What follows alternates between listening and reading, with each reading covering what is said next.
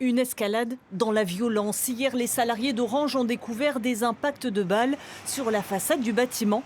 L'un des tirs a même traversé la vitre, pénétrant à l'intérieur des locaux, dans un bureau utilisé notamment pour des réunions.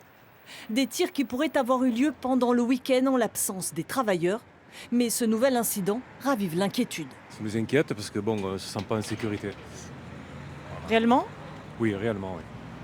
C'est quoi? C'est pas encourageant de recevoir des balles effectivement dans votre bâtiment ou de votre lieu de travail. C'est un quartier qui est un peu difficile, mais bon, pour moi, pas plus qu'avant, quoi. Malgré ces impacts de balles retrouvés dans la vitre Il y a toujours eu des trucs ici. Pour rassurer le personnel d'Orange, les effectifs de police ont été renforcés avec des patrouilles à l'intérieur du métro et aux abords du site de Saint-Mauron qui compte plus de 1200 personnes. Pas suffisant selon ce représentant syndical, il réclame une nouvelle fois la délocalisation de l'entreprise dans un quartier plus sûr. Jusqu'à présent, c'était l'extérieur, donc ça faisait peur. Mais les gens continuaient à venir à reculons. Là, très clairement, il y en a qui ne sont pas venus. Parce que là, c'est des balles. S'il y avait quelqu'un dans le bureau au moment où la balle a perforé, la tête explosait en fait. C'est à hauteur de quelqu'un d'assis ou c'est le ventre.